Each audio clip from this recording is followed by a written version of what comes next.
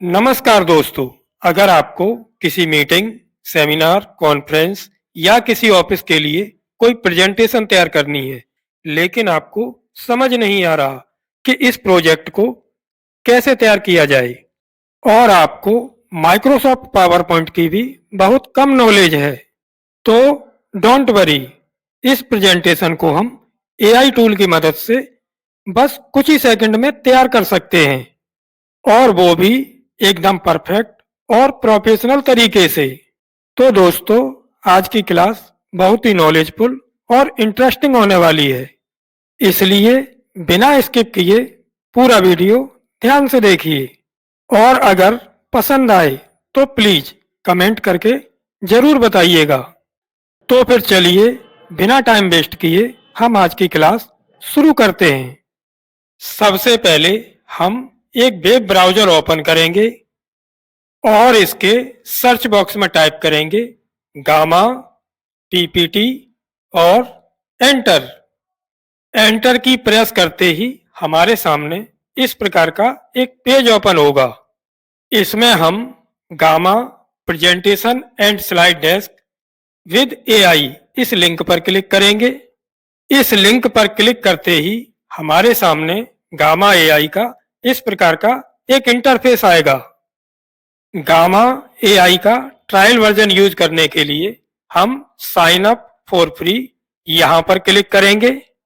Sign up पर click करते ही हमारे सामने इस प्रकार का एक और इंटरफेस आएगा। अब इसे हम अपनी ईमेल आईडी या फिर गूगल अकाउंट से लॉगिन करेंगे। गूगल अकाउंट से लॉगिन करने के लिए हम कंटिन्यू विद गूगल यहाँ क्लिक करेंगे। जैसे ही हम इसे अपने गूगल अकाउंट से लॉगिन करेंगे तो हमारे सामने फिर से इस प्रकार का एक और इंटरफेस आएगा। इसमें हम एक नई प्रेजेंटेशन बनाने के लिए क्रिएट न्यू यहाँ पर क्लिक करेंगे। क्रिएट न्यू पर क्लिक करते ही हमारे सामने क्रिएट विद एआई इस प्रकार का एक पेज ओपन होगा। इस पेज में हमें 3 विकल्प दिखाई देते हैं। पहला विकल्प है पेस्ट इन टेक्स्ट। अगर प्रेजेंटेशन बनाने के लिए हमारे पास पहले से कोई टेक्स्ट तैयार है तो हम इस ऑप्शन पर क्लिक करके उस टेक्स्ट को यहाँ पेस्ट कर सकते हैं। और दूसरा विकल्प है जनरेट। अगर हम अपनी प्रेजेंटेशन को कंप्लीटली एआई से जनरेट करवाना चाहते हैं तो हम इसके दूसरे विकल्प जनरेट यहाँ क्लिक करेंगे। और तीसरा विकल्प है इंपोर्ट फाइल और यूआरएल।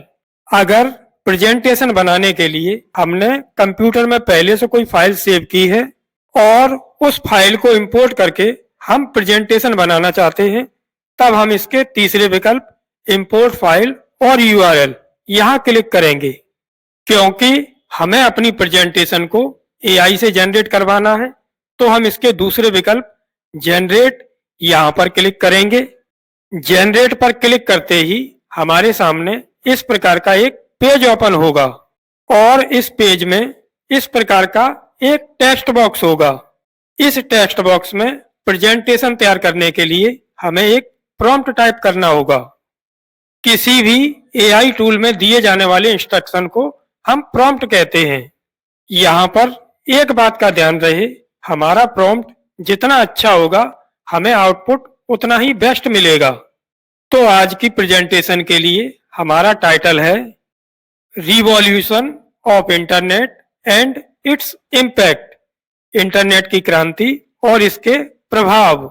इसके लिए हम इस टेक्स्ट बॉक्स में टाइप करेंगे revolution of internet and its impact.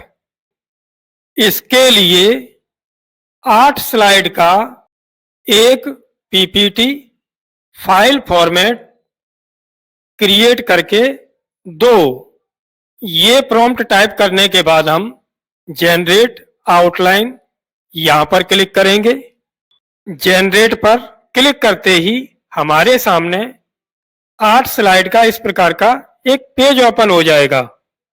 अब इसमें हम जनरेट फिर से इस ऑप्शन पर क्लिक करेंगे। इस पर क्लिक करते ही हमारी प्रेजेंटेशन तैयार होने का प्रोसेस स्टार्ट हो जाएगा और देखिए हमारी प्रेजेंटेशन की ये सभी स्लाइड एआई के द्वारा तैयार होने लगी हैं। देखिए एआई के द्वारा तैयार की गई ये सभी स्लाइड हमें यहाँ लेफ्ट पैन में दिखाई दे रही हैं।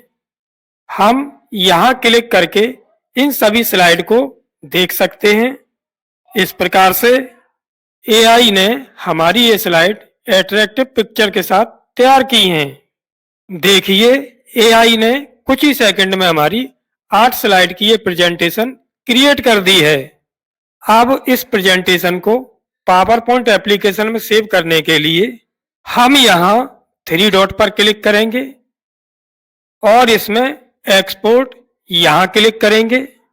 एक्सपोर्ट पर क्लिक करते ही हमारे सामने 3 विकल्प आएंगे, पीडीएफ, पावर पॉइंट और पीएनजी। क्योंकि हमें फाइल को पीपीटी फॉर्मेट में सेव करना है इसलिए हम यहाँ एक्सपोर्ट टू पावर पॉइंट यहाँ क्लिक करेंगे। यहाँ पर क्लिक करते ही हमारी फाइल पावर पॉइंट फॉर्मेट में डाउनलोड होने लगेगी। डाउनलोड होने के बाद जब हम यहाँ क्लिक करके इस फाइल को ओपन करेंगे तो ये फाइल पावर पॉइंट एप्लीकेशन में ओपन होगी। इस प्रकार से अब हम इस एनिमेशन पर कोई भी थीम, एनिमेशन और ट्रांजिशन के इफेक्ट अप्लाई करके कहीं पर भी प्रेजेंट कर सकते हैं। ये सभी इफेक्ट अप्लाई होने के बाद हमारी प्रेजेंटेशन इस प्रकार से दिखाई देगी।